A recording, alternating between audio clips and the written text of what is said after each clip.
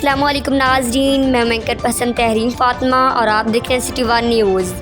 وزیر اعظم پاکستان عمران خان پسماندہ اضلاع کی ترقی پر خصوصی توجہ دے رہے ہیں۔ ماریاس فتیانہ چیئرمین قائمہ کمیٹی قانون و انصاف ماریاس فتیانہ کی زیر صدارت ڈسٹرکٹ کوآرڈینیشن کمیٹی کا اجلاس ہوا، جس میں ایم پی اے گوجرا بلال اصغر وڑائچ، ایم پی اے ٹوبہ شہید احمد شہیدی، ایم پی اے پیر محترمہ سونیا علی رضا شاہ اور ایم پی اے کمالیہ محترمہ اشفاق ریاض فتیانہ صاحبہ، D C Toba Umar Javed, D P O Toba Rana Umar Farooq, D I O Salman Khalid, مرکزی نائب صدر P T I Chaudhry Muhammad Ishfaq, brigadier Javed Akram سمیت پی ٹی آئی کے عہدیداروں اور تمام سرکاری محکموں کے سربراہوں نے شرکت کی۔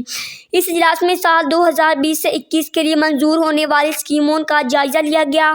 ڈی سی ٹوبہ عمر جوید نے ضلع بھر میں جاری ترقیاتی اسکیموں بارے چیئرمین قائمہ کمیٹی ماریاس فتیانہ کو بریف کیا۔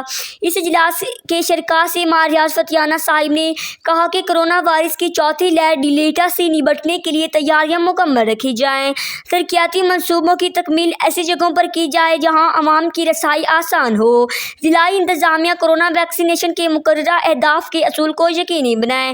ٹوبہ ٹیک سنگھ سے ڈسٹرکٹ کی رپورٹر مقبول طارق۔